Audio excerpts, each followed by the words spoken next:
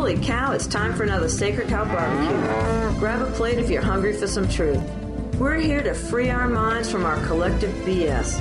Our belief systems programmed into us through a lifetime of indoctrination by school, church, and media. No subjects off limits. Why? Because it's all connected. Stay tuned.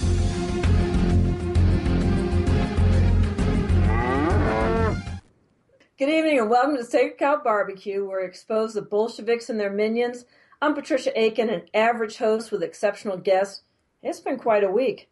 On the plus side, I hope if you're in Las Vegas that you got out to see Vax with 10 of your best friends. Absolutely awesome presentation that will convince even the stupidest pediatrician and parent not to vaccinate. I mean, and they only focused on the MMR. Thimerosal has as much or more damning evidence for damaged children that's been covered up, so I can't wait for another one about that. And what else going on today? Well, the Eiffel Tower was set ablaze today, reportedly by ISIS, which to me stands for Israeli Secret Intelligence Service, and a bunch of people killed in the south of France when a truck drove into a Bastille Day crowd after a fireworks display. Man, the video on that's graphic. Let's just say graphic. So I wonder how long the driver of that truck had been a refugee in France. Anybody want to put any wagers out on that? So the video I saw today, though, that was probably the most disturbing was Congress deposing Loretta Lynch. It was just staggering. How do you spell evasive? I spell it Lynch. It's clear to me that yes and no are two words that aren't in that criminal's vocabulary. Unbelievable. The Department of Injustice, and she's the Attorney General. Amazing. So, and don't even get me started on Black Lives Matter. The Bushes and Obamas sure were laughing and having a ball at the memorial in Dallas. That's the stuff from which appetite suppressant is made. And I'm sure Mer Bailey will be happy to throw that link in the chat room from that. You got to see it. So as I climb down off my soapbox, it's my pleasure to welcome a first-time guest to the barbecue. And this is really cool because he's actually an in-studio guest, or in guest room guest anyway, Dr. Stan Vaughan. He's a chess champion, code breaker, best-selling author, and a candidate for the Nevada Assembly. And we've had quite the conversation, and some of it we can't have on the show tonight, but you're going to be intrigued by what he has to say, I'm sure.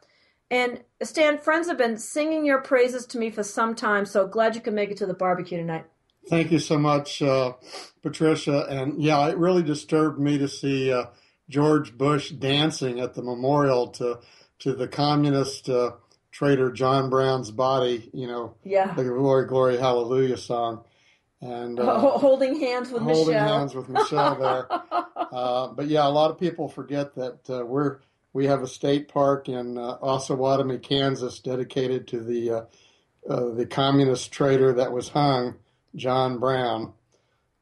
Just sickens me. Yeah. Oh, yeah. Absolutely disgusting. So, well, before we get into the big controversy at the the Nevada Republican, convention, you have to let folks know where you're from, who your folks are. How'd you get to this place? What woke you up? Well, we've always, we originally go back to Wales. My ancestor was Lord Vaughan, who supported the two young men who were the legitimate kings of England that were killed by the uncle Richard III, and they chopped off his head. And so he lost his castle there at Castle Tree Tower. We came over here originally in 1585, came back in the 1600s. We're basically through all through the South. My sixth great-grandfather was the next-door neighbor of Patrick Henry, and he served for 8 years during the American Revolutionary War. I'm a 10th-generation American veteran, but Claiborne Vaughan served for 8 years, and he died before he ever got his war bounty land claim in for 4,000 acres. And I have been trying for a long time to get the 4,000 acres of land that the U.S. federal government owes me. So the U.S. Which war was that for? The Revolutionary War. The Revolutionary War. Yeah, okay, so you guys didn't come over on the Mayflower. You were here already, or we what? were here already. Okay. Yeah, we were here already.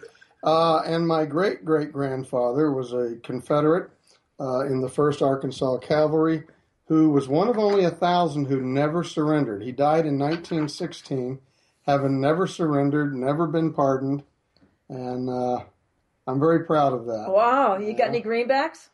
I've got some Confederate. I'm saving my money because the South will rise again. Yeah. Hey, it's worth more than the face value, I think now. Mm-hmm. So, well, and what'd you folks do when you were growing up? My father was a beef cattle specialist, and he's noted for being the one that pioneered liquid nitrogen freeze branding, which brands the cattle without being a fire brand that hurts cattle. Yeah. This is painless and leaves a brand that can be seen for a much larger distance away, and it leaves the hair white instead of putting a black brand into the skin. So it's painless, and it's the way a lot of branding is done nowadays. Liquid nitrogen freeze branding. Wow. We have a lot of ranchers on this show, and you're the first non-rancher to bring that up. I'm a rancher. You're a rancher? You got cattle here in Nevada? No, I don't. We grew up, I had 58 head of cattle. We raised Charolais, Simmental, Limousin, Maine-Anjou. We had the first 3/4 Maine-Anjou in the country. Sold them in 1971 at the Kentucky State Fair, where I took, still have the plaque from this day of taking a first place in sheep judging at the state fair back in 1971, and that brought shame to my dad, who was a cattle rancher. And I took 10th place in hog judging.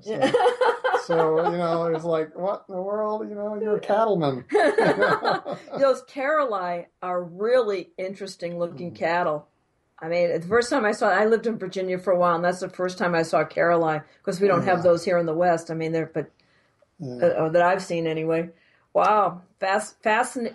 Yeah. Well, I think you're like me, that if you ever find anything you're not interested in, you celebrate. I'm interested in all kinds of things, and you've listed a number of different things, but really I consider the biggest thing in my life is trying to be an educator of people. I try to use this is my 10th run for office, the first one that I think I actually have a chance to win, so I'm really putting it all out on the table for this one. And I've never been a Republican before. It was really hard for me to do that. What were you before? Well, before I was an independent American, and basically, my great-great-grandfather, was a president of the Tennessee Senate, and it's tough knowing what I know about Lincoln and his communist background and everything, and how he let 4 million immigrants from Europe, from the Marxist 1848 revolutions, come over here and settle in the North, and they basically changed the politics of this country into, basically even the Southern newspaper editors were basically very aware of this, that here was somebody that wanted everyone else to have a piece of everybody else's property. Yeah, right. And the South was right. The South was right, like Kennedy said. Yeah. Absolutely. That's pretty interesting that you see Lincoln that way. Not the Great Emancipation; it was the Great Enslavement, the 14th Amendment. Yeah, yeah. I had a nice lady at Morrison's one day, and she saw my shirt there where the Tree of Liberty has to be refreshed with the blood of tyrants. Yeah. She says, "Yeah, well, we're all slaves now." Yeah. Because that's what we are. We're wage slaves for the most part. And, we'll get to all that. We'll get to all that. That's coming up. But the first thing I want to talk to you about, Stan, is the big controversy at the Republican National, the Republican State Republican, Politburo. I call it the Politburo because I was a delegate once in Hawaii, and it was unbelievable. It was communism, right, left, right, and center. I mean, long-term Republicans walked out of that caucus. It was so bad. I hear this one was pretty much outrageous, This was pretty bad. I was barred from being in the convention, which was a violation of the rules. I think you saw the article that came out in national news that I was interviewed twice by the New York Times on this, and given several fairly big interviews lately, twice to the largest newspapers in Japan and so forth about this political campaign is the most important in our life, especially because of the judges that it can affect on the Supreme Court. But no, it's basically the key is that I knew my Roberts rules and everything too well, and I hold their feet to the fire. And it's just disappointing that you have these people that try to manipulate everybody. And, I'm seeing it with tremendous pressure from special interest groups, and I just reject them and, push it away and say I'm here for the voters and not for the special interest, and it's tough. So they make your life hell, but I'm doing what I can. Yeah, it's funny. I remember a friend of mine ran for the county council on Maui, and the mayor would send someone from the union down to say what the mayor wanted. She says, well, I don't work for the mayor. I work for the people of Maui County. Mm-hmm. She was a one-term counselor, that's for sure. So, yeah, it's pretty amazing. Well, that's a good stuff. So what else happened? Donald Trump's campaign manager here in Nevada? Yeah, the story pretty much tells it all. I was actually Trump's only ground game. I started campaigning over a year ago in June, when he made his announcement. My wife worked for the Trump hotel here as a manicurist and pedicurist, and I'd corresponded. I've got about 22, 23 letters from Trump. I was basically seeing him as being kind of independent of the establishment, and so I was in charge of the caucus for the Trump organization at the Valley High, and we had something like 78% for Trump and 22% for the other candidates. And this is in a district that's 67% Hispanic. We have over 15,000 of our 24,000 voters are Hispanic. So when people say that the Mexicans don't like Trump, that's simply not true. They see the benefits that we've spent over $2 trillion on the war on drugs, and a wall would keep a lot of this illegal drugs out and crime that's being affected in our district, of course, as well as loss of jobs. The big thing is jobs will take care of a lot of this, and we have 100 million unemployed in this country. But a simple $8 billion wall, about 700 and something miles from San Diego to El Paso, and then maybe more patrols on the Rio Grande, would take care of a lot of this, not only the illegal immigration, but more importantly, Israel has one. And it's a very good wall, and it's effective. China had one, and that was 13. If they could build a 13,000-mile wall, we could build one for 700 miles. I mean, it's ridiculous. Okay, I got late breaking news here, Stan. I mean, you got to stand by. Just so I said that, I have said that Ryan Payne has been a plant from the beginning. Well, maybe not the beginning. I questioned him initially, then I was okay with him, and then when I met him in person, I said plant. Just in, Ryan Payne has taken a guilty plea in the Oregon case. Oh my God. Well, I think you can figure he's going to do the same damn thing and throw the Bundys under the bus in Nevada too. It's absolutely disgusting, folks. Well, there's a guy that follows the Kabbalah and is, oh my God, I can't get over this. Unbelievable. Unbelievable. What do you think of that, Stan? It's not surprising. Yeah. That's the problem. People are weak. The temptations are great there. Oh, I don't think he's weak. I think that was the plan all along. Yeah, absolutely. I mean, I'm just saying that they're weak-minded individuals, and it's a problem whether it's corrupt federal judges, corrupt bankruptcy trustees, corrupt state officials, county officials, local officials, or just ordinary citizens. We've gotten away from, John Adams said that our Constitution is only for moral people, and it won't work if people are not moral, and that's one of the big problems that we have. Well, exactly. We've had a complete disintegration, and it's been a controlled demolition of our culture and morality here in the United States. Yep. Absolutely, no question about it. No question about it. So before we get back to politics, I want to ask you about chess. I played chess a little bit as a kid. You are a grand master. And I wanted to ask you, you said that pattern recognition is the most important thing to a chess player. Mm-hmm. Was Bobby Fischer all that? Yes, and he was probably one of the greatest of all time. But really, you're getting away from, we have over 200,000 years and 6 million years of development of the brain.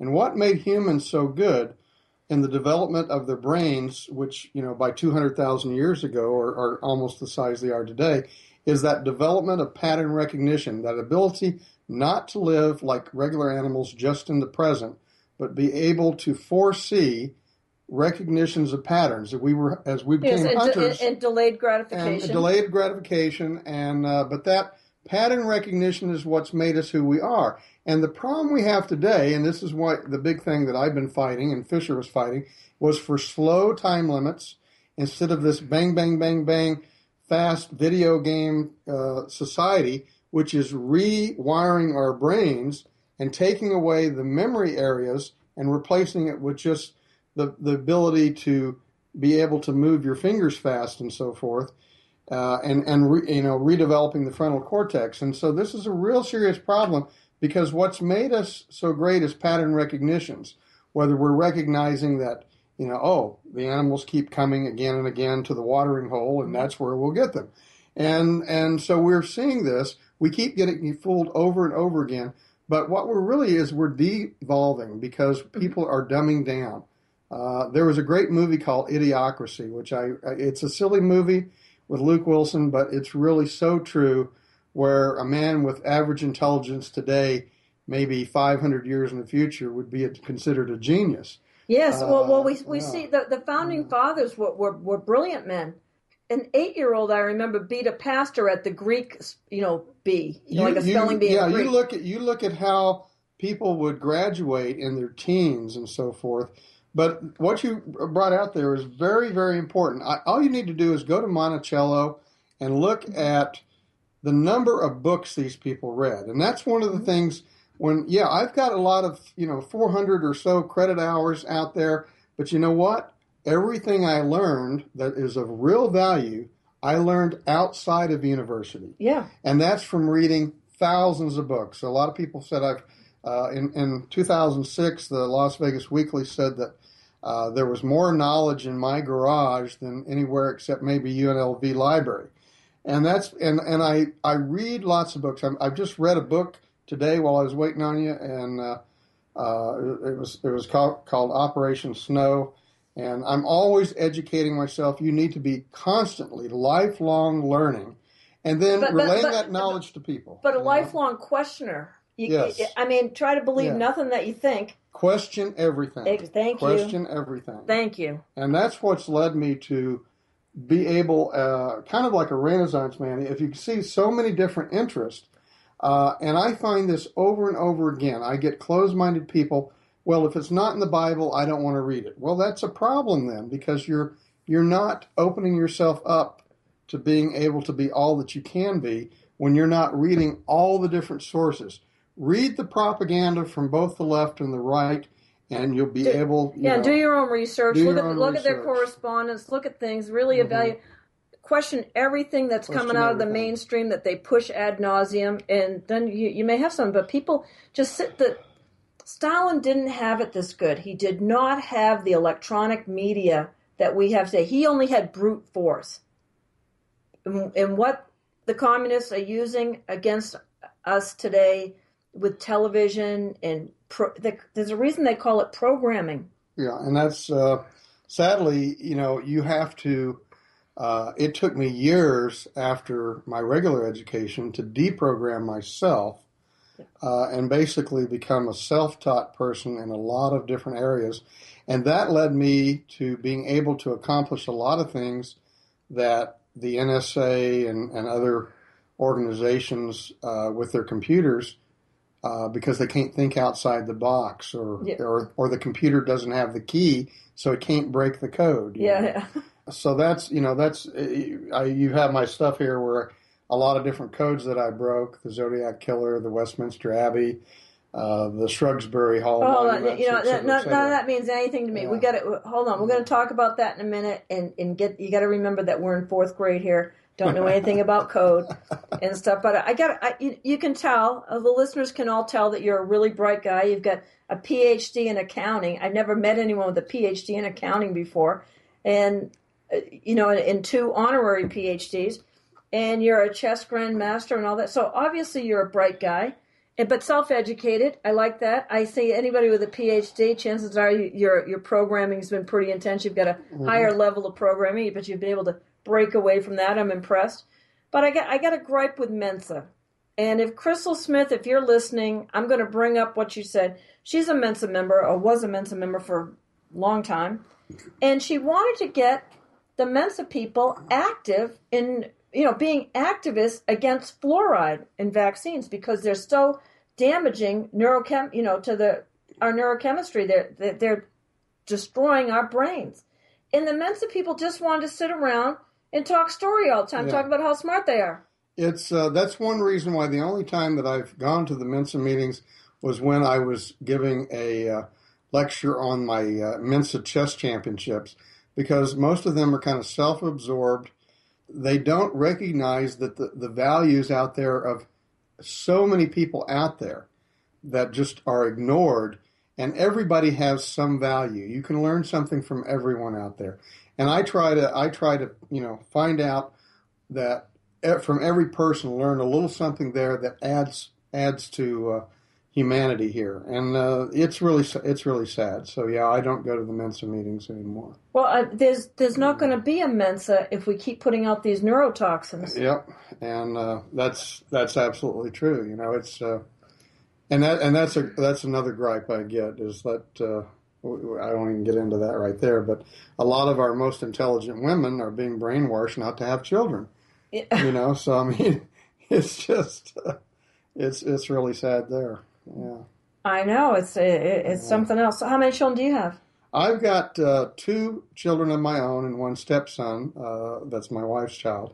So we have 3 sons. Yeah, and we've got 4 grandchildren, 3 granddaughters and 1 grandson. So you're doing your part. Good. Doing my part there. Okay, yeah. Right on. Good. Yeah.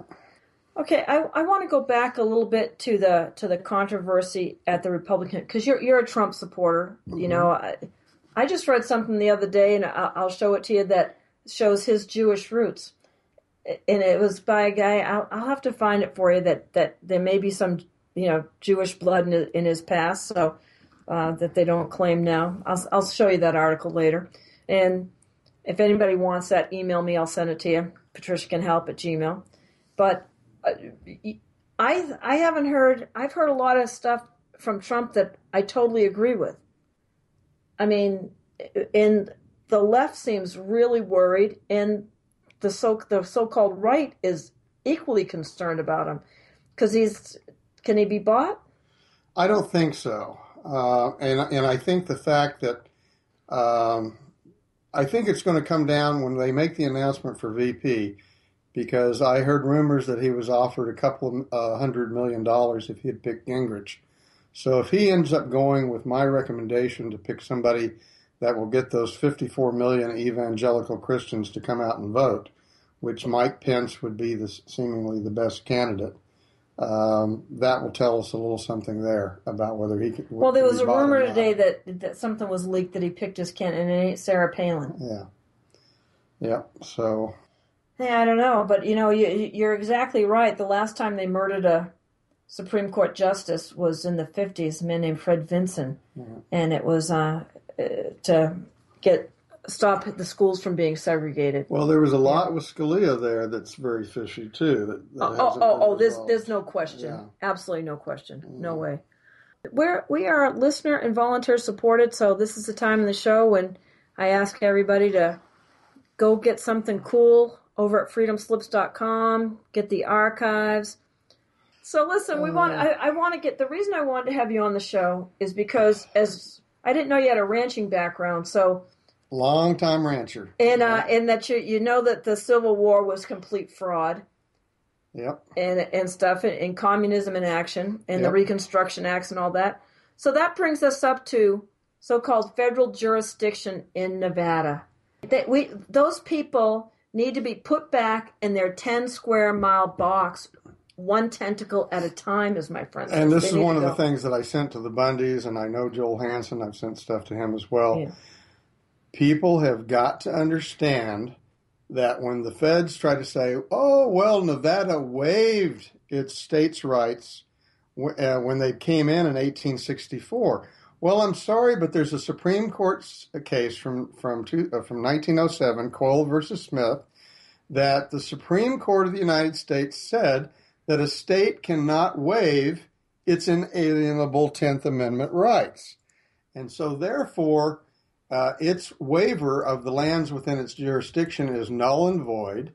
And furthermore, Clark County, this part that's under the 37th parallel, the Bundy Ranch is at 36.5.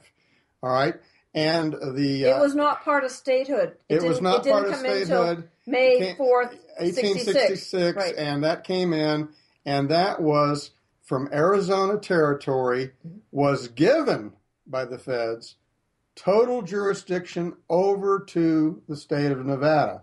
So there's no federal jurisdiction for the BLM over the Bundy Ranch. But furthermore, the Coyle versus Smith has already done this issue. It's just that we don't have men willing to stand up and eliminate that Article 1, Section 2 clause of the so-called waiver. The disclaimer clause. The disclaimer clause is, I worked so hard back in the Sagebrush Rebellion times to remove that from the preamble. And then they removed it, and then what they do? They stabbed us in the back and put it into the actual Constitution. And the voters voted to remove that. It did. It says it one time, and then it says it again where they've taken that wording out. They were supposed to take it out completely, but no, they took it out of the preamble and then put it into the actual Constitution. That was not the intent there.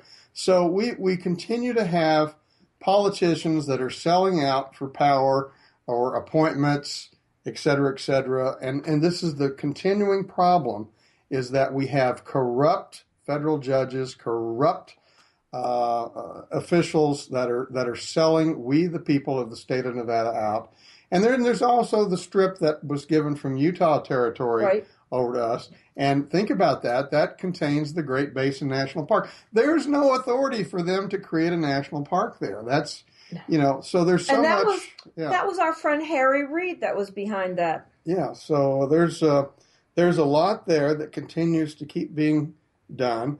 And I brought along some books. We won't get a chance to look at them, but I have a lot of research here where Jefferson said that if you have any unemployment, that it's the federal government's responsibility to use some of that land and allow people who are unemployed to be able to be self-sufficient by letting them have land.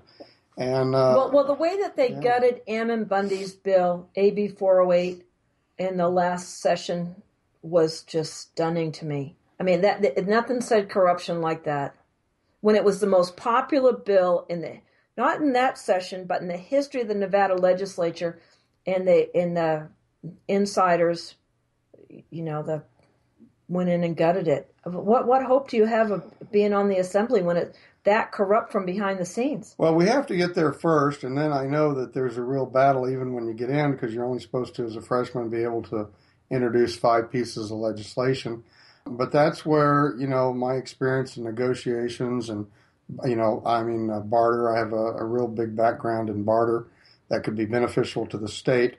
The $5 billion theft, that the nonprofit donated those assets to the state, and the state didn't defend them like they were supposed to, and that would have brought in $70 million of revenue a year for the World Series of Chess and the other related activities in the way of people coming to Nevada for tourism. There's 1 billion people in the world that play chess. Look at how much the World Series of Poker brings in. Yeah, so the World Series of Chess maybe not as much, but it would bring in about $70 million a year, which is more than what's projected to be brought in from the commerce tax, which is $60 million a year. We don't need the commerce tax and $60 million a year if they would defend the trademark rights, the $5 billion in assets that were donated to the state in order to prevent it from being diverted And that's another Nevada statute that's not being upheld. We have laws and laws and laws, and they're just not being upheld by our state officials. And yeah, like I'm not really into law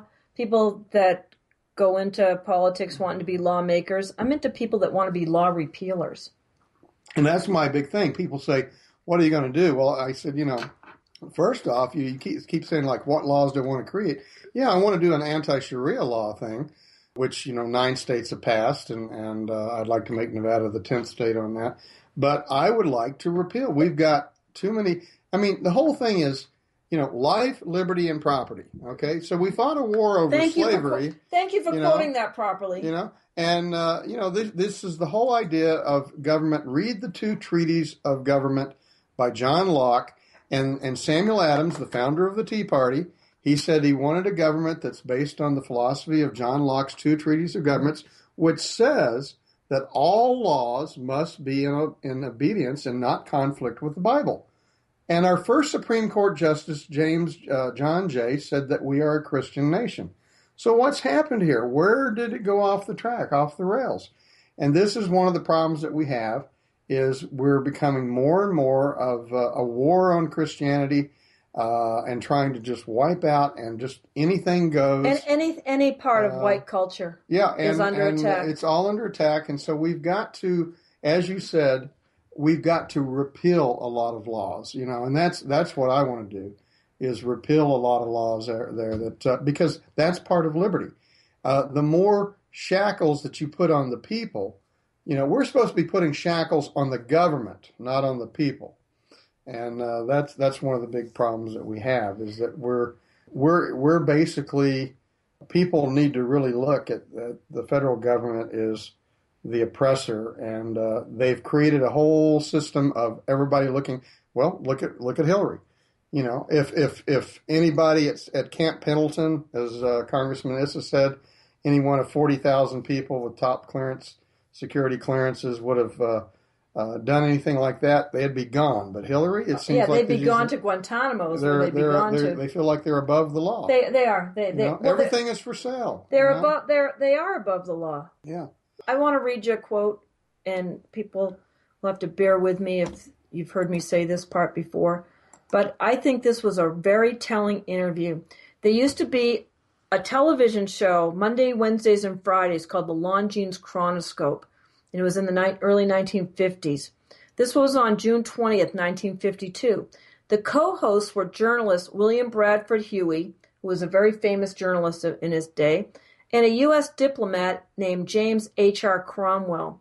And they were interviewing New York Congressman Kenneth B. Keating, chairman of the Judicial Subcommittee that was investigating the Department of Justice.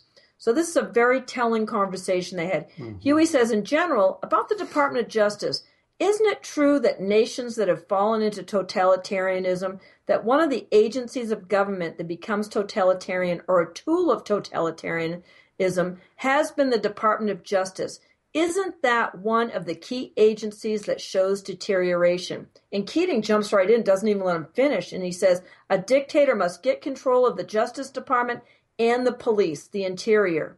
So Huey says, so if our own country, as many people fear, if our own country should ever fall into totalitarianism, the Department of Justice would be one of the first failures, wouldn't it?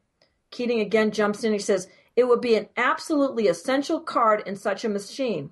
And then smiling, he says, I don't want to have it appear that I'm charging any such thing as underway, he says with a big smile, like, yeah, right, pal. So and then again, he very earnestly says, but it would be an essential card to get hold of the Justice Department. The Justice Department today has displaced the Postmaster General's department as the most important political department in the government. It affects the lives of everyday citizen more than any other government department. And then Cromwell adds, Mr. Keating, I believe that our viewers, and I might say the American people as a whole, are very profoundly concerned over the tendency, or we might say drift in this country in the last decade towards government by executive decision or decree as compared to government by law. I think we all realize, as Mr. Huey says, that this is a tendency or drift towards totalitarianism. And the interview goes on to note that all the Supreme Court justices by then had been primarily political appointees, and that the attorneys in the DOJ and the U.S. attorneys across the country are men that are far less able lawyers than they once were in those positions. Keating noted that it would always be that way as long as they were chosen for political reason above ability. Here we are 64 years later, and the courts are a mess. There is no justice. They are a conviction factory for you and I, and they are just the playground for well, as Aesop said, we hang the petty thieves, the greater we elect to office. Yeah, and I just might want to put my little 2 cents here is that they're going further than this even with Fast and Furious, where Eric Holder, I don't know anything about, and it was found to be a lie that he did know about, that he and Obama and Hillary all got together and talked about let's run guns. And then, of course, you saw that one of the guns used over in France turned out to be from the Fast and Furious that had been bought by terrorists from Mexico. Yeah. From the drug cartels. Well, Holder has a long history of that. He did an armed sit-in, to get the student union to be renamed the Malcolm X Union instead of whoever it was. Yeah. And it didn't seem to hurt his career any. Right. And yet we got ranchers in prison or dead. Yep.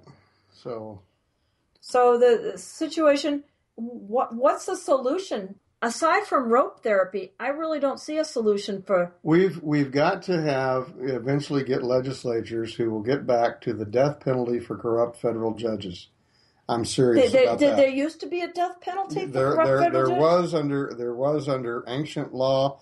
As I just said, Dante Alighieri said that corrupt judges need to be in the deepest part of hell as the 8th level, and of course the 9th level is traitors. Well, I'll be so disappointed if there's no hell. Yeah. This is a real serious problem that judges can get away with stuff with impunity, and they do it. You have Loretta Lynch going on to an airplane and talking with the wife of somebody her department is investigating. The husband. And that's what I'm saying. It's unbelievable. We just chatted. Yeah, I'm sure you did. Yeah. So. And her performance, being deposed by Congress was stunning. 74 times she evaded the question. Yeah. It's just sickening. And I'm sick of it. And I will do my part if the people of the district will honor me in representing them. I will do everything I can to represent them and not the special interest. John Moore said something at a Tea Party meeting. He's an assemblyman here. He's a libertarian. He endorsed me. He's libertarian. Yeah, but he said the frustrating thing about the Nevada Assembly is that you just rubber stamp what they want. Anything that they don't want doesn't get through. So, Stan, I got to ask you, why are you wasting your time? It's and again, it always comes back to educating the people because.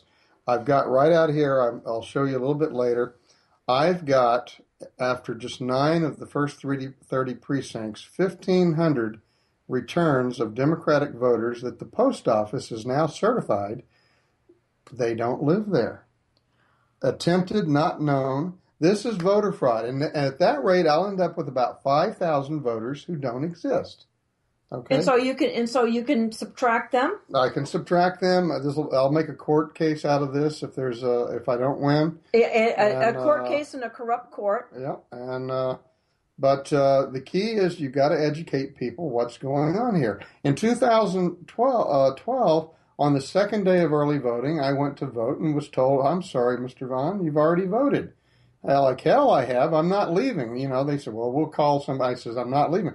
Well, you know what happens if you vote twice? I said, I'm not leaving. Well, they give me a provisional ballot. And that's a bunch of malarkey because then they just say, well, it only counts if outcome of any race is affected by one vote.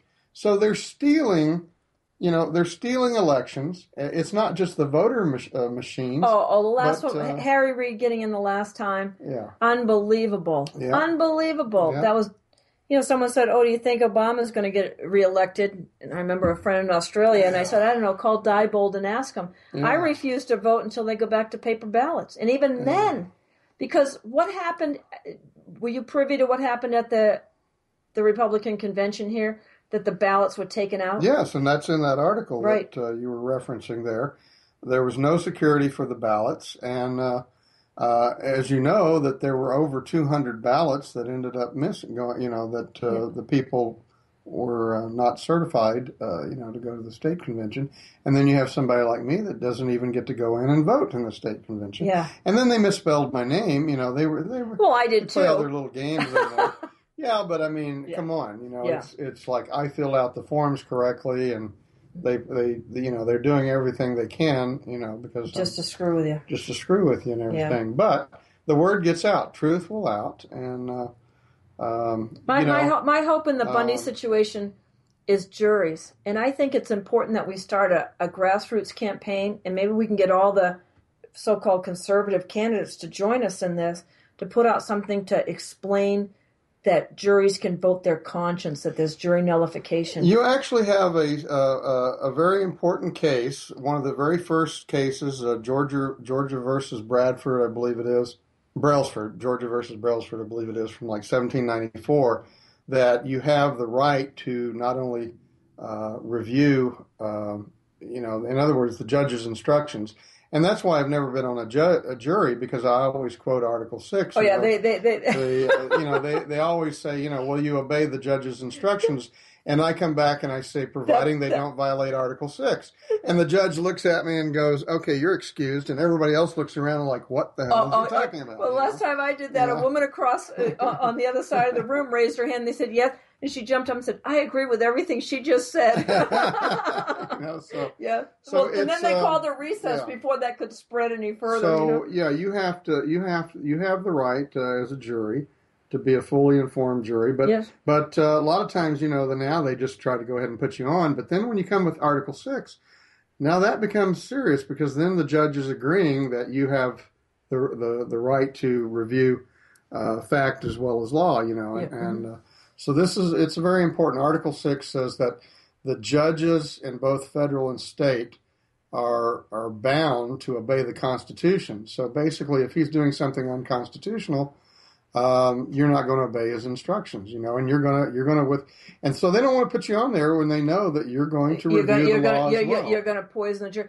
I had a big thing the time I got called for jury selection, and I said, am I going to keep my mouth shut and get on the jury, or can I keep that was just it. Could I do it? And no, when she asked that question, man, I couldn't keep my mouth shut. You got to answer it, and but this is, it's all about education. So people go like, why do you run when you don't have a chance of winning?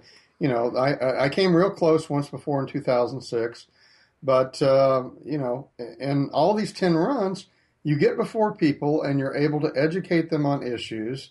And, do you think this fully informed jury issue, that we should be hitting this hard right now?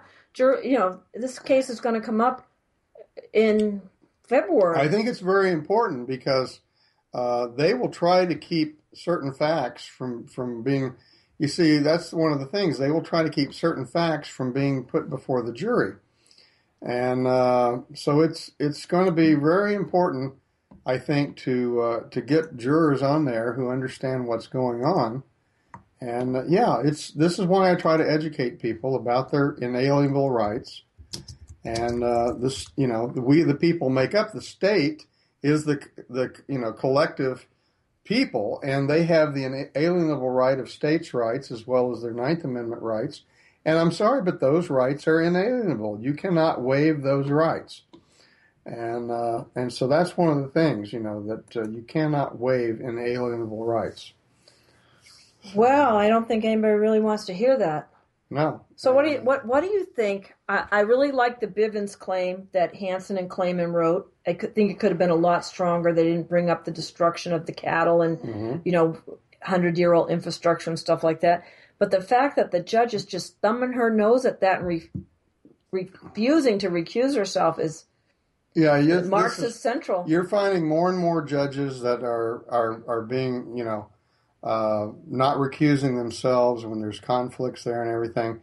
But here's a major problem. I mean, basically, let's face the facts. These guys were cattle rustlers, the feds. Oh. And that, what we used to do back in the day with cattle rustlers. Yeah. So, Exactly.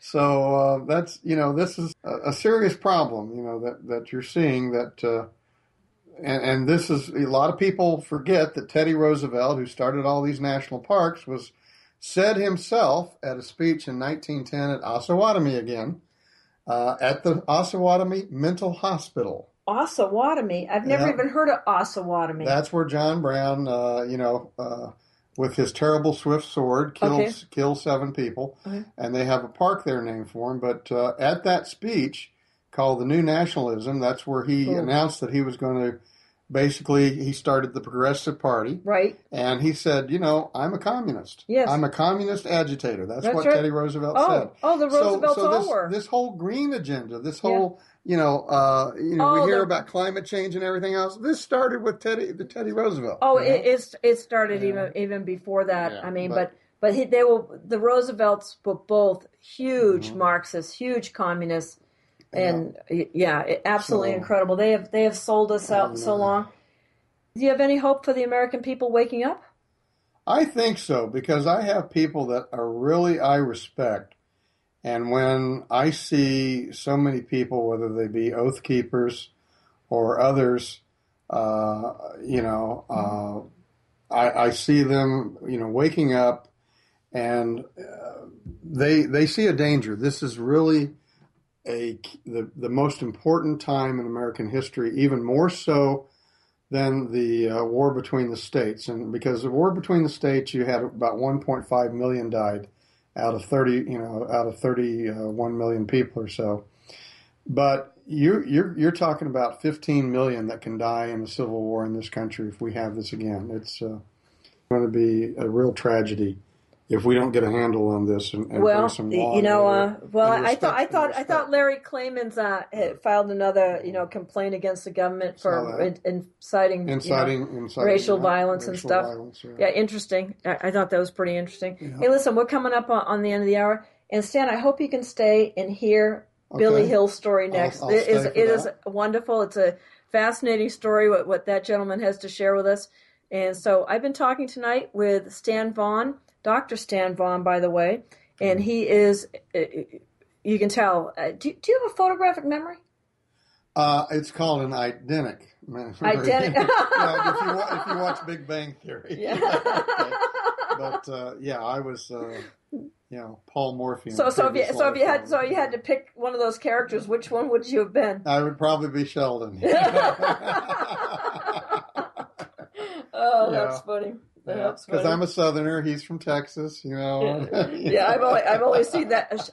Somebody that lived here used to play that show once in a while, and I'd see it. It drove me crazy initially, and then I finally got the humor of it. Yeah, it's crazy. So I'm a rocket scientist and a nuclear physicist as well. There's a lot of things about me people don't know. So that scares a lot of people. Yeah, but it could come in handy if there's ever. Well, we got like probably 30 seconds right now. I've got to ask you on physics, holographic universe. Yeah, there's some. That's a whole nother. Okay, you got to come back. You got to come back and do that, and we got to talk about that sometime because that's been a really big discussion lately. So pretty interesting. Yeah, coming up on the break, everybody. Billy Hill's going to be with us next. So. After the break, and I'll let Stan take a little break here for a second. I know the music's going to be starting. Hey, maybe they screwed it up and it's not, and we're just going to go right to it. I don't know, and that could be. So, good luck with your the rest of your campaign here. And people say, you're going to feel like you've wasted 2 years of your life here? I go, no, because I'm educating a lot of people, speaking to a lot of people. But what did you say about, you said something, don't vote for a zero. Explain that. He got a zero. He got a zero from citizen outreach. He voted for basically every tax increase that was put out there. Wow. Every tax increase, and so I said, I took this basically from the DirecTV ads, remember with the... Right. I know I don't. So popular. I don't see TV ads. Yeah. And but those TV ads, I just ripped that off because they said, don't go with cable, go with DirecTV. Yeah. So it says, be an upgrade for heroes. So But it's so true, and that's what I'm trying to tell people. Great. Awesome. We'll be back, everybody.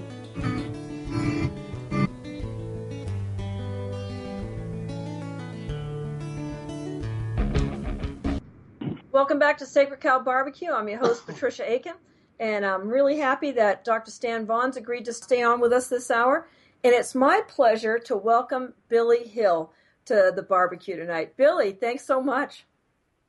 You bet. My pleasure, Patricia.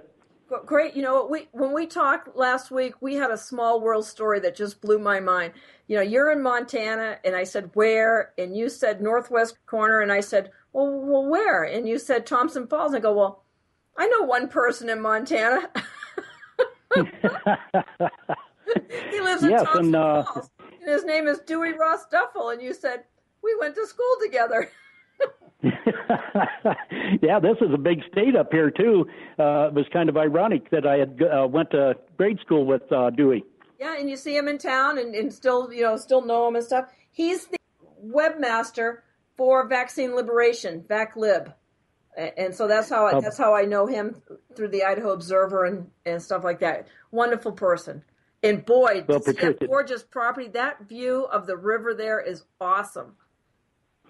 Yeah, this neck of the woods through here, Stan was saying something about being from Kentucky there, and they got the Blue Smokies, I guess, down there, huh, Stan?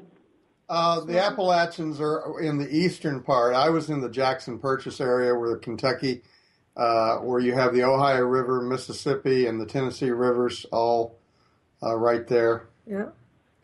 Yeah, I bet you never heard of these up here, but we have the Clark Fork, the Bitterroot, the Flathead. All these rivers come out of Glacier National Park and head into the Columbia over in Washington and Oregon here. Beautiful country here. Yeah, beautiful country. And then to finish our small world story, you said, well, where do you live? And I told you. And you said, well, I know someone in Henderson. And we called him up.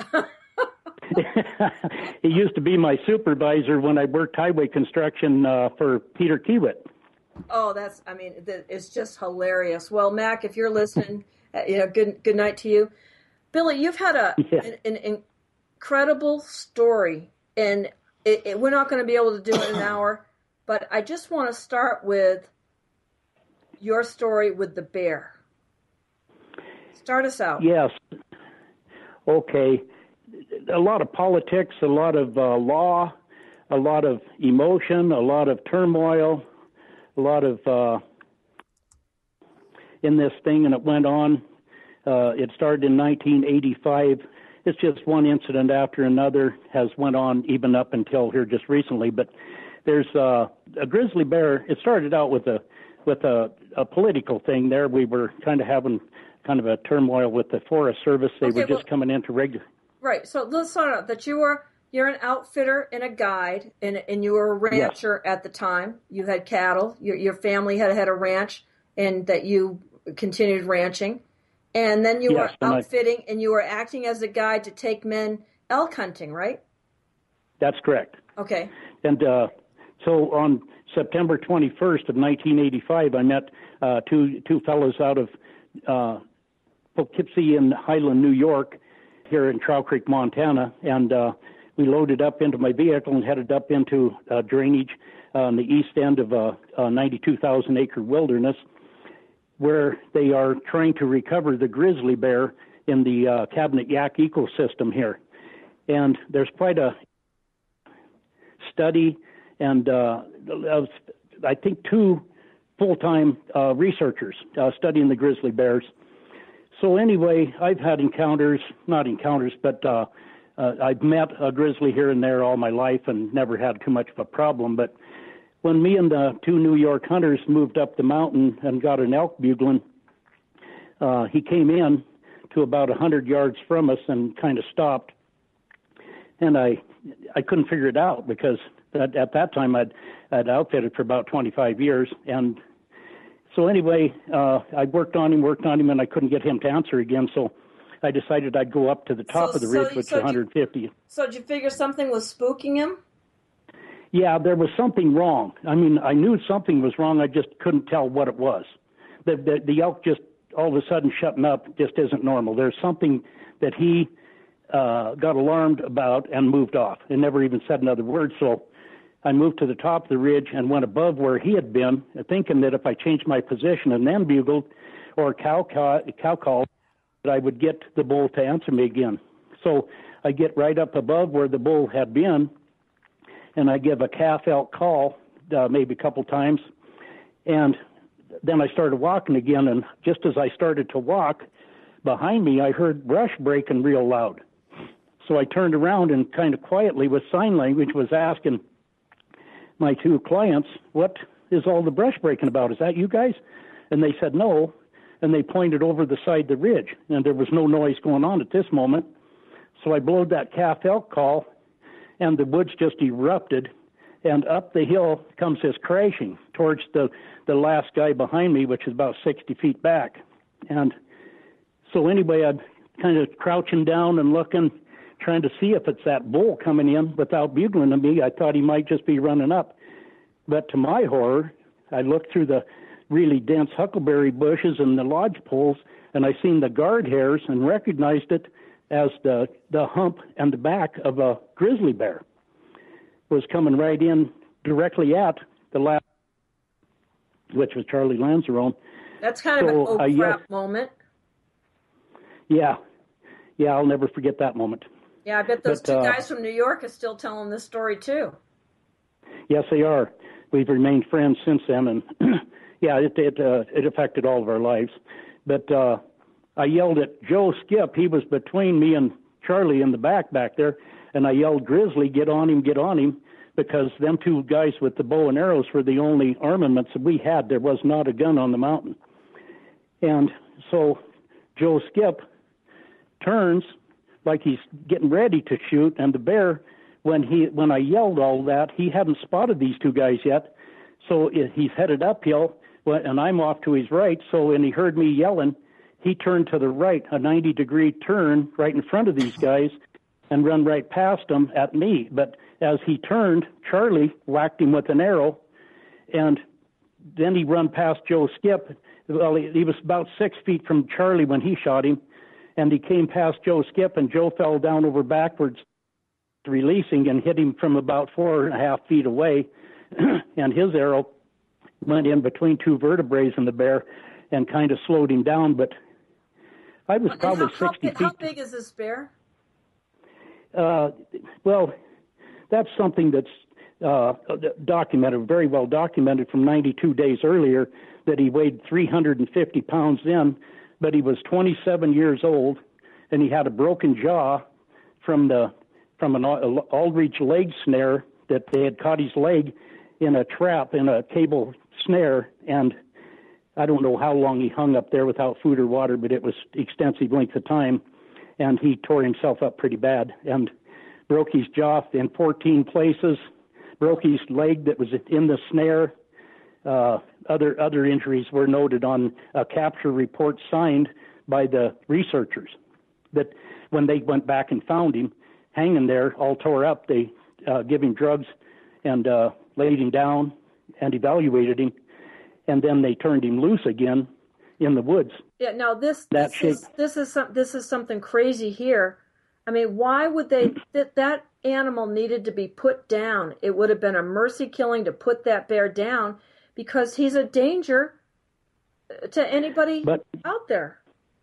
But there were several reasons why that wasn't done, in my opinion, and okay. I believe I have documentation enough to back it up. Okay, what do you think? Well, here comes the politics.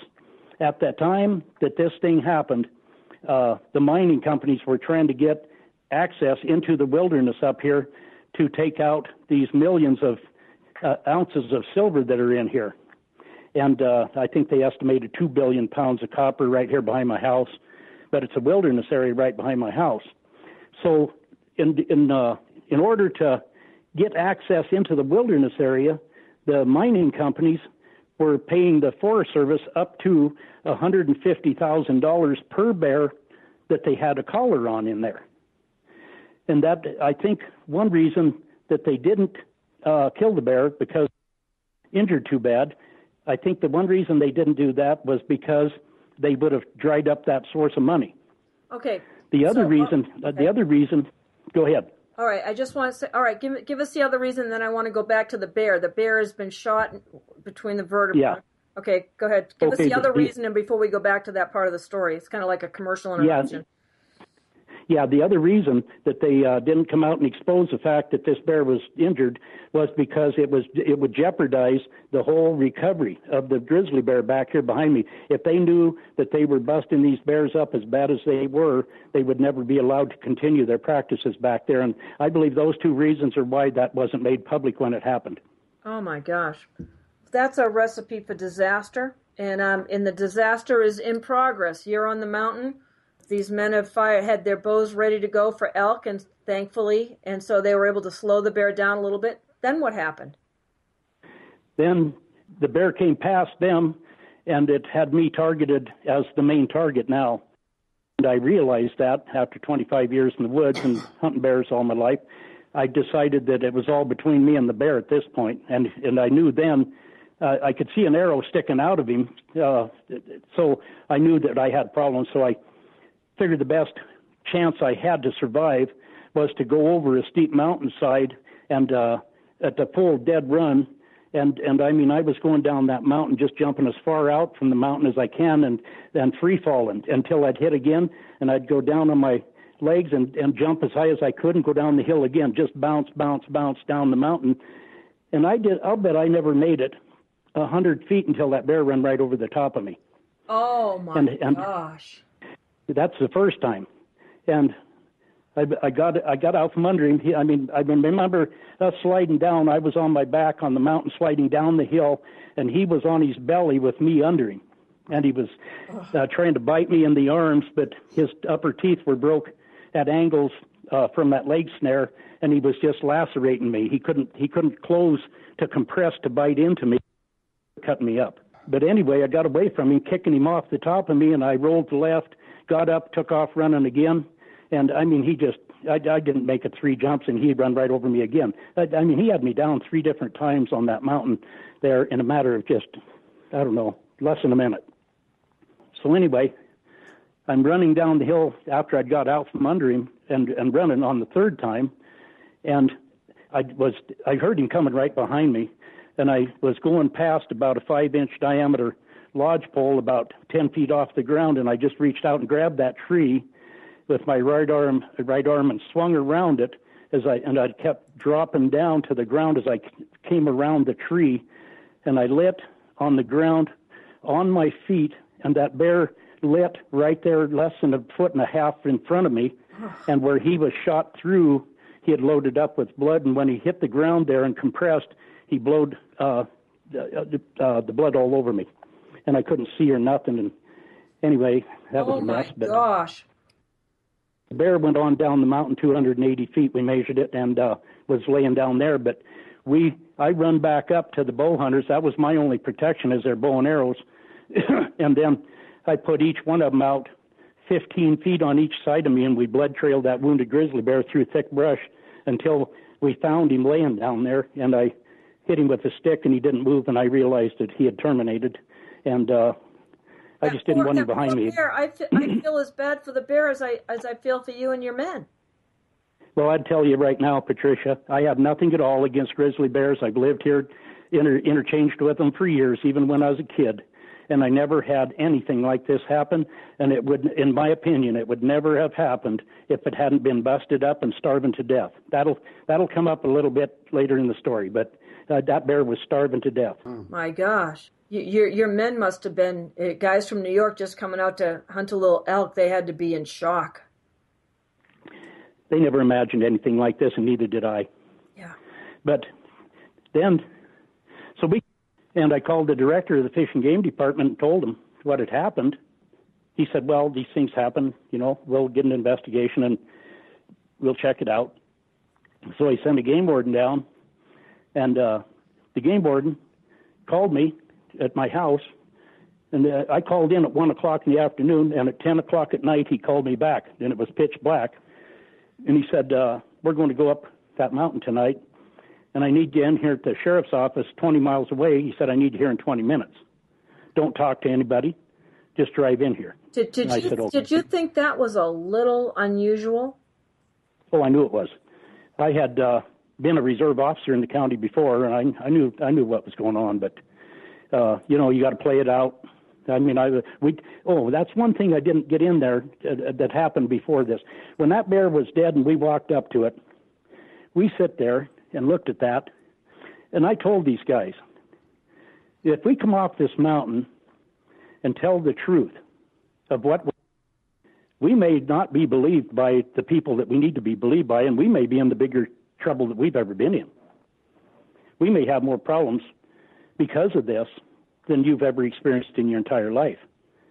But if we come off this mountain and don't tell them what went on or lie about it, then we're really in trouble if somebody finds this. So irregardless, I would just as soon come off the mountain and tell them what happened. And if they got a problem with this, it's their problem, because if we tell the truth, we don't have the problem. So we did that, and of course, got cited, the whole thing. But when you say got cited, explain what they were citing you for. Well, they cited the two bear hunters with killing an endangered species out of season. And me, as an outfitter, their guide, they cited me for being equally responsible in the bear's death. And I said, well, I'll take that, because I'm the one that told Grizzly, get on him, and I fully intended for Joe Skip to kill that bear if it was on top of Charlie when I said that. Well, Stan, I gotta ask Stan, you're a country boy at heart. What do you make of this so far? Well, I've dealt with black bears, but never grizzly bears. So, but when he was talking about his elk call, it made me think how we used conch shells to call the cattle in from the far fields. Yeah. Oh, that's pretty funny. Yeah, exactly. Yeah, this is a shocking story, Billy. Yeah. So they're citing you. And so these men pack up and go back to New York. They got to go home. They can't stay and deal with this. Right. But before they did, and during the interrogation, there was several things happened. One, the great big federal guy got little Joe Skip, and he's a little guy, but he's all heart. He's pretty big in stature, believe me. He got him off to the side and told him that he wasn't hearing what he wanted to hear. And Joe Skip said, well, I can't help you there. I'm telling you what happened. And this guy told me, I'll start hearing what I want to hear. I'm going to have to start hitting on you. And anyway, Joe Skip came out of there and told me that. That just infuriated me, but, that just isn't even allowed in America to do that. But the last time you checked, it was America. Well, since then I've seen some really unpredictable things happen along the way of my story in this battle and this retaliation and everything. But anyway, Joe Skip and Charlie Lanzarone presented themselves back out here and testified. But before they left, the game warden got them in a room, and he said, listen, guys, they paraded them up and down the street in handcuffs, too, when they cited them and put them in handcuffs. That's even been printed in the newspaper up here that they did that to them. Oh, my. But they marched them up and down Main Street, and these guys were honorable people. They were lab technicians for IBM. And what really cost the state a lot at the trial was these two guys for years had been members of the National Professional Bow Hunter Society. They knew what they were doing with them bow and arrows, or I might not be here today. And when the state's expert witnesses started talking about bows and arrows and trajectories, helioflexing, porpoising, and all this stuff, these two hunters took them experts to school. Oh, good. As experts, as real experts are known to do. Good for them.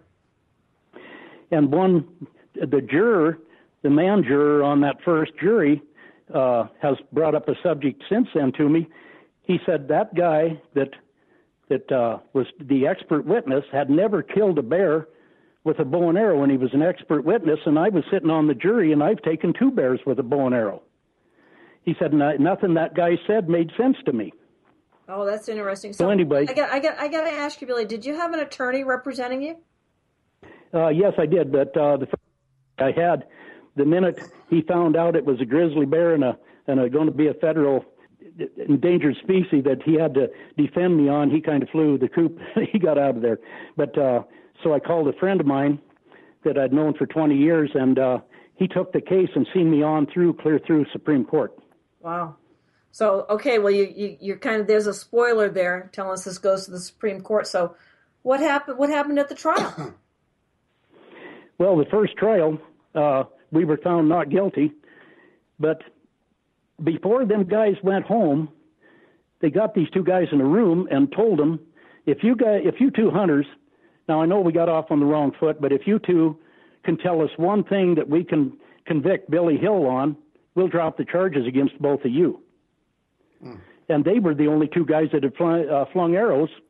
I was totally unarmed, but they told the law told the hunters, the two hunters, if you can tell us anything that we can convict him of, we'll let you off. Stan's just shaking his head here. Yeah, that's typical. Yeah. Typical. And so, what did those dear men say?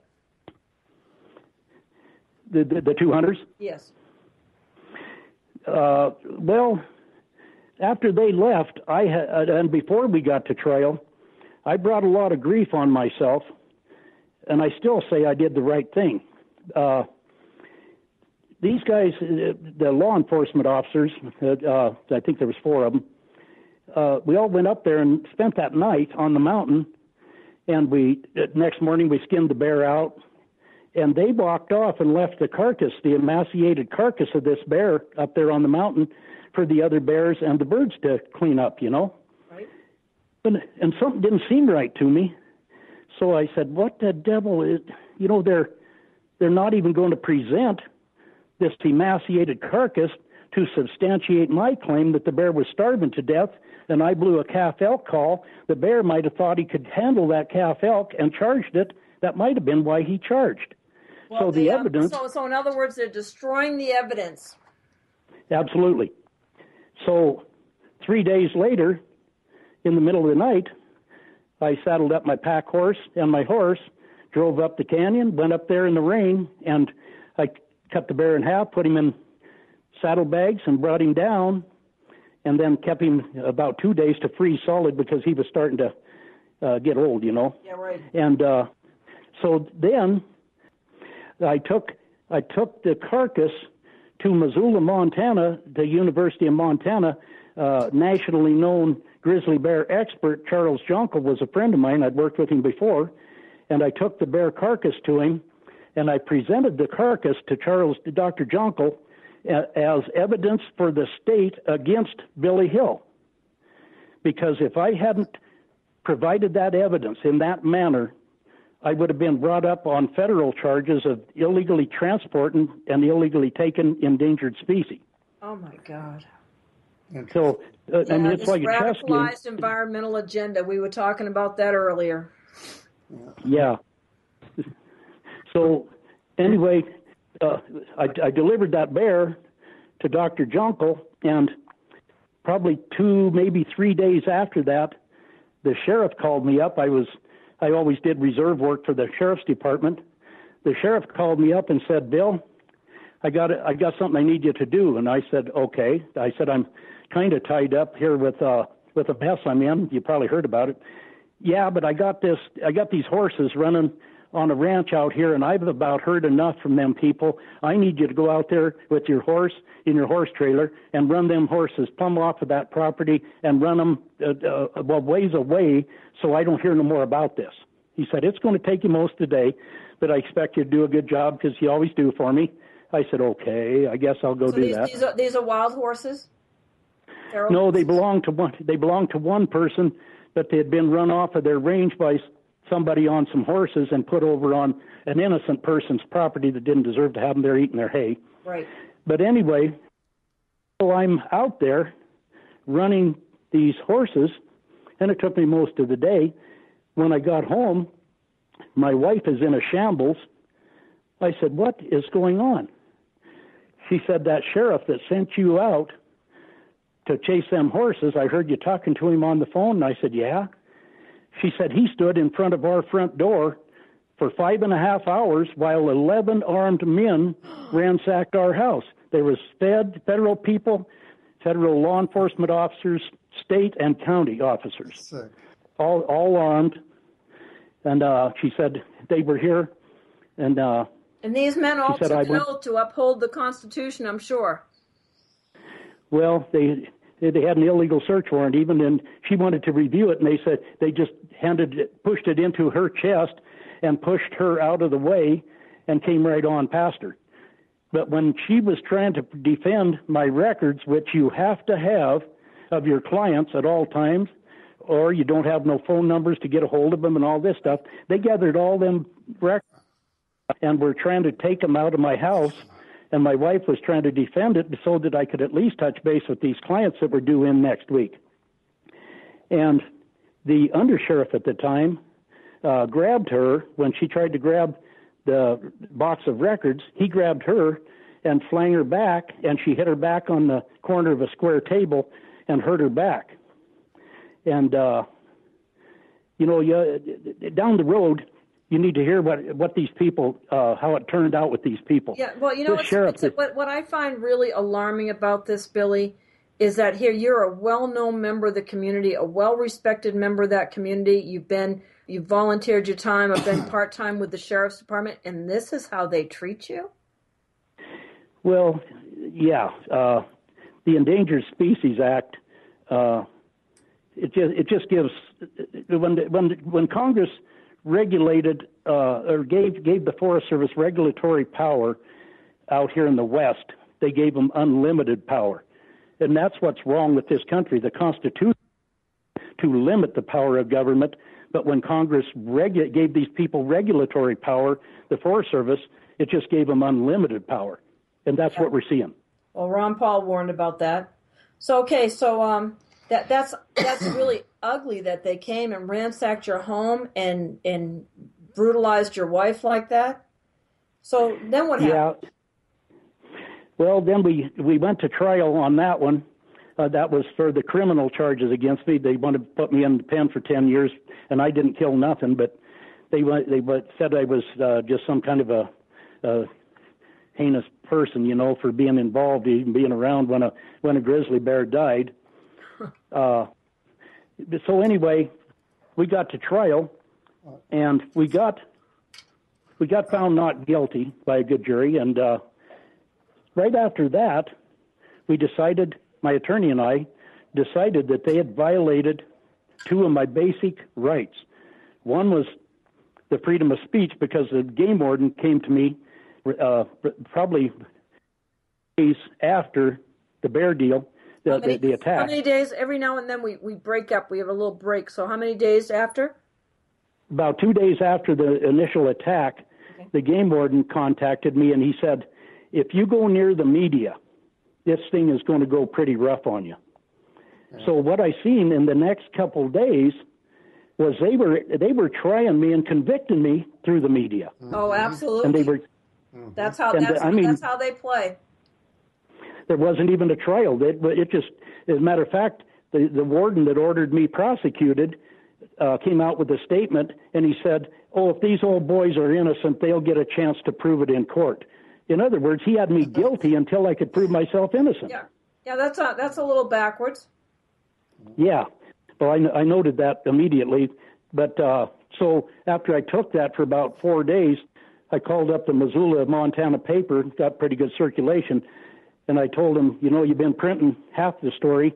I think we need to get the other half out there.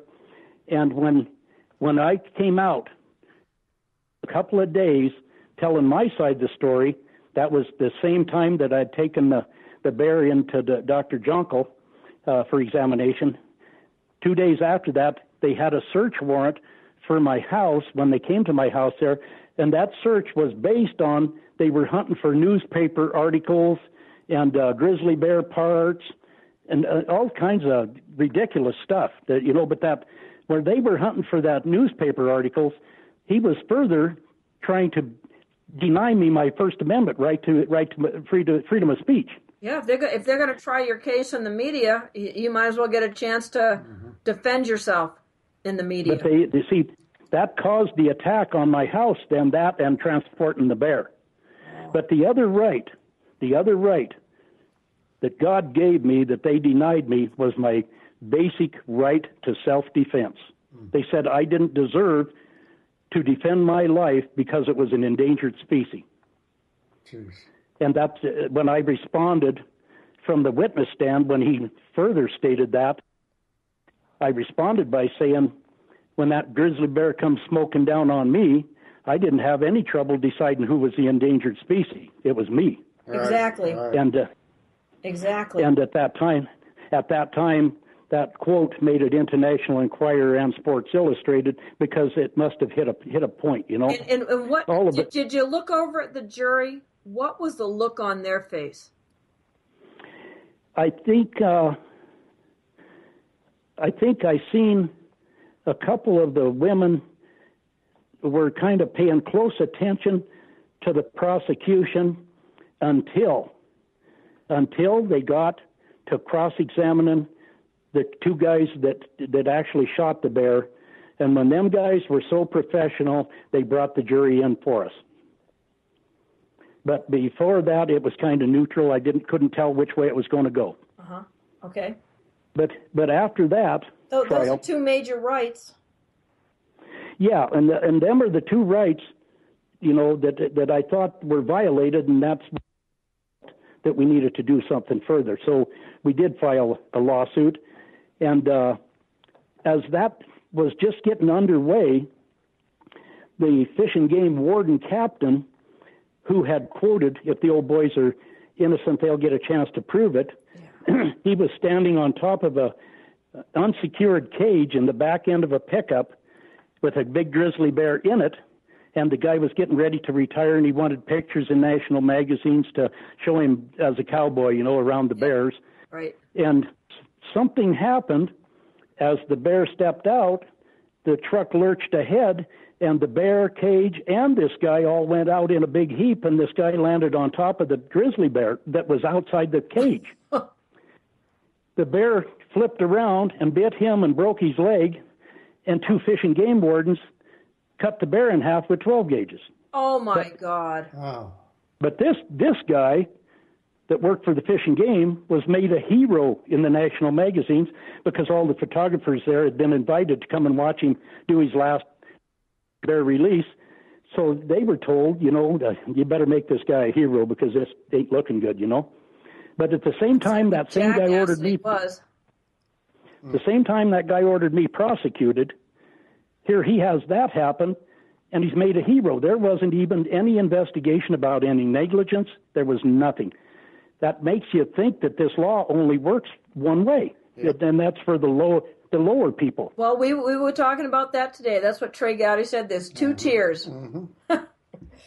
Two tiers. The criminals are above the law. Yeah. The politicians are above the law, and the rest of us are like this. Yeah. Wow. This is such a shocking story, Billy. I'm going to interrupt you for a second and let everyone know. I'm talking to Mr. Billy Hill here tonight from Montana, and he's telling a story that we're just going to get a small part of it in. And I'm so grateful to Laz for having introduced us. And my co-host for the second half of the show was my guest the first half, and that's Mr. Stan Vaughan, Dr. Stan Vaughan. Yeah, I couldn't understand what was going on. I forgot to tell you one thing that was going on, too. During the first trial, while we're vigorously trying to build a defense and everything, we were inundated over the telephone with death threats. Oh. Because it was an endangered species. They're going to burn my house down. They're going to kill my kids, you know, because that's an endangered species. Oh, yeah, There's just too many. The tree huggers. They're so loving and kind. Yeah, but it really took a price on my wife. By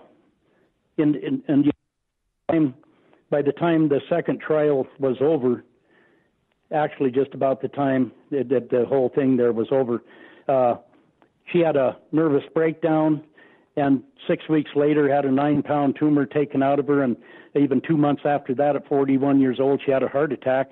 I took her back to her mother's house in Plains, and I told her mother, this lady's going to die living in that stress that I'm living in. Yeah. She'll never make it. Oh, yeah, stress is a killer. Yeah. I mean, look at the toll it took on her health already. So you're alluding to a second trial, so tell us what happened in the first one. In the first one? Yes.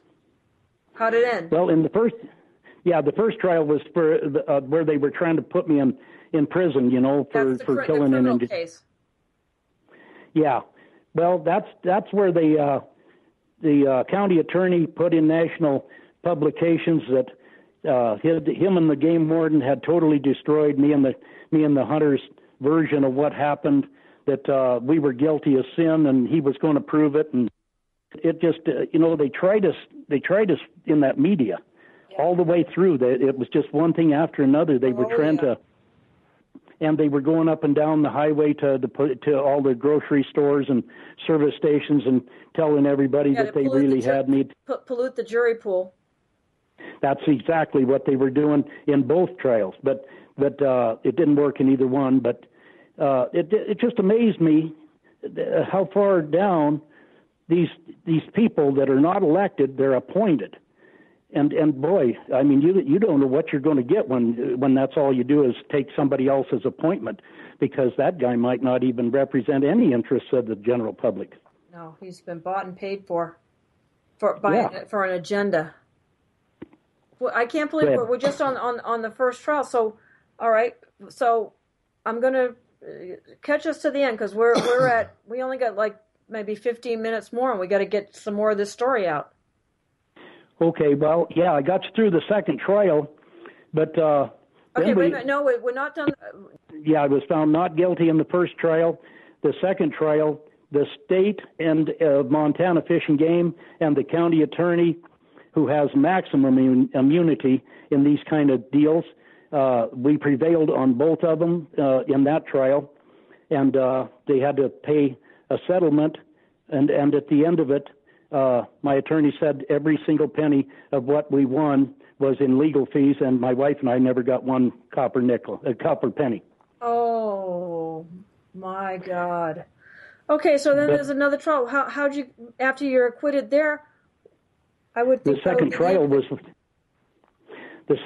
was when we sued the state Fish and Game and the county attorney, and we prevailed on that. All right. I like to see it when people go on the offensive there. Right on. Go in and defend it, come out a plaintiff. Always good. Yeah. But, they acted like, I mean, just chins up, nose in the air, just acting defiant and arrogant. And even after we won in court that day, that captain, I believe it was the captain, I know he was higher than the game warden, sitting there at the table as a defendant's table, and he was still sitting there, the game warden, and his superior walked over and handed him some papers which promoted him. He had just lost over $100,000 for the state of Montana and the Fish and Game, and the same day he loses it, he gets promoted. I don't understand nothing about all that, how that works. Something's rotten in Denmark. Well, I'll tell you, we've seen it over and over again. I'd like to say that's an unusual situation, but it's not.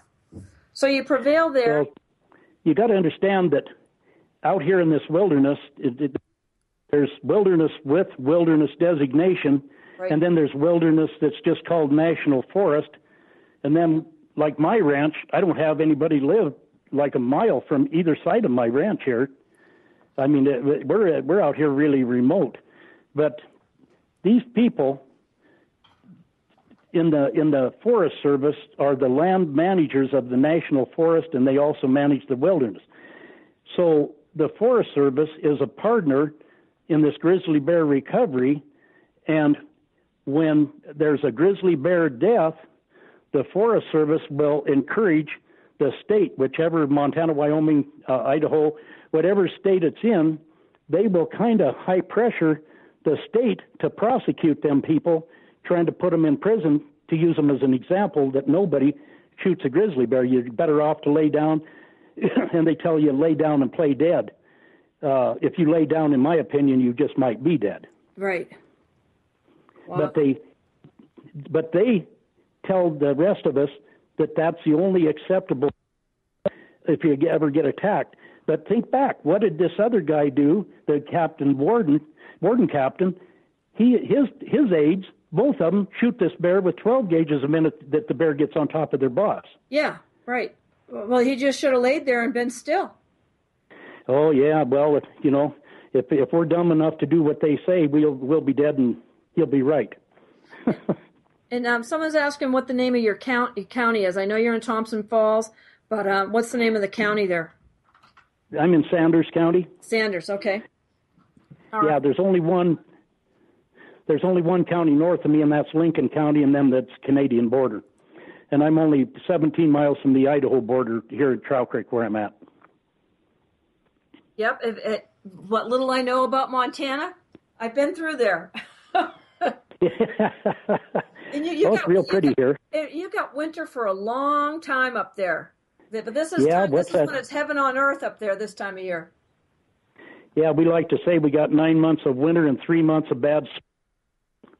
Wait, that broke up. 9 months of winter and 3 months of what? Bad sledding. Oh, that's funny. Okay, so you alluded to the Supreme Court. Did these guys file an appeal? Yes. They just, their whole program down here, they felt they had to try to salvage it any way they could, no matter what it cost. So they filed the appeal, and my attorney went over, and they had, the state had the Attorney General had 7 attorneys in the criminal trial against me, and them same people showed up at state over there at Supreme Court, and my attorney prevailed over all of them and came back. The justices unanimously supported the verdict that they owed the money because they had violated my right to self-defense and my right to freedom of speech. Hallelujah. But that's not the end of it, though. I mean, you'd think, okay, they go away, but they haven't left you alone from the story I've been hearing. Well, the Fish and Game has kind of backed off, and I got to say that they've treated me with, just the expected amount of respect. But boy, has the government come after me. Yeah. And I mean to tell you, they have tried to bankrupt me at every end, just about got it done right now. I mean, I've been outfitting since 1962, 54 years, and they've taken away. What'd you do, start when you were 5? What'd you do, start when you were 5, Billy? 15, though I'm getting older than that.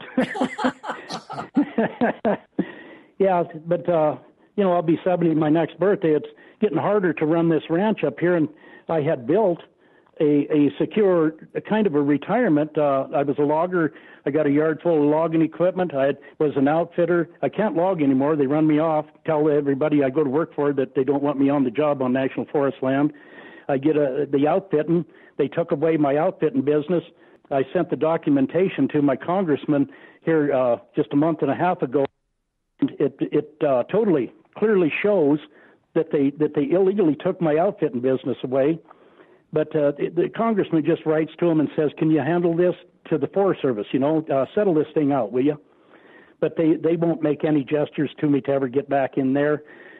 And then in 2009, they had a big battle about open range. This is open range state here, and the Forest Service said your cows were on our land, and so anyway, they had me cited into federal court 3 different times. And then one day the cows, 50 head of them, strung along the road for 2 miles trying to limp home, all shot up. Somebody shot the whole herd up. 8 of them died on the way home. And I remember one little 3-year-old calf that was dragging a front leg. He'd been shot too. And it takes your heart out, but, and I wanted to go out. Pardon? What criminals? I wanted to go out and defend my cows, but I didn't know if this was done to suck me out there on public land where something else bad might happen, if you know what I mean. Well, you could have been a lavoy. Yes, I was going to say that, but I loaded up my cows, took them to the sale, and just got what I could get out of them, and said I got to live to fight another day. Yeah, that's wisdom. That's wisdom, Billy. You'd already seen how these criminals act. I mean, they are thugs, absolute thugs. Now, those are my words, not your words, so I don't want to get you in trouble with any further trouble. So what's the status going on with you now? What happened next? I know there's more to this story. Well, they come out and drive right. I mean, the county road goes under my house, and then my personal road goes in front of my door and goes way up to the top of the mountain. There's a section here, and 2/3 of it goes to the top of Green Mountain up here, and you can see 50 miles either way. But the law enforcement officer for the Forest Service drives right through. I didn't see him drive up. I came home after he did that. There was nobody home, so he just went right through the gates and went on up on my property. And when he came down, I walked out and stood in the road, and I said, what's the deal? You got a problem. You're trespassing. And he said, no. I seen a letter where an attorney says that you don't own the property. And I said, well, if you'd have done your due process and checked at the courthouse, as your law says you have to, then you would have found out that I do own this property. Anyway, he said, well, I'm not going to dicker with you about that. Anyway, I had to go up there and check you out and see if you were taking an illegal tree. And I said, was I? And he said, no. And I said, well, let me get this clear. You're guilty of trespassing to go take a chance that I was trespassing, and you found I wasn't? I said, you're guilty of trespassing while you were seeing if I was guilty, right. Which I turned out not to be. and that you got to ask yourself, how much rights do you have right past your front door and just kind of sneer at you like we are the power and you are nothing? We're going right through. Take it, slave. You're just the slave. You're just the citizen. I mean, we're in charge. This is very much like 1770 when the king's men could do whatever they want to whoever they wanted. You couldn't get a fair shake in court, even if you could get into court. And, I just want to tell you, Billy, one of the folks in the chat room here, he's obviously from up around that area. He said they're laughing about your comment about 3 months of winter and 3 months of bad sledding. But he said they don't. He says he had a big old cinnamon bear. He says try and eat my dog and cats and chickens about 40 miles west of there. He says they don't want outfitters. Yeah. He's one of the many that they have taken. They've gotten rid of. But then he goes on to say somebody shot a collared wolf that later died by my spring head. He said the feds tried to convict me. He said I feel this man's pain. I mean, people know what you're going through. I believe there's a lot of stories like this with the government overreach. There's just so many horror stories right here around us, and these people, they walk down Main Street all blustery and belligerent, acting like we have to take that. Well, I've got a little comparison for you. I was taught when I put on a uniform to defend the freedom of this country that there's a point where you have to fight or you don't have no more freedom. Right. But when a guy in a uniform for the government and a government vehicle drives right across my property, you got to be very careful because if you fight, you can end up buying yourself underground. Oh, because it's going to be their word against yours, especially if there's no one around. They're going to make a big story up. We absolutely. We're seeing that. Yeah. We're certainly seeing that.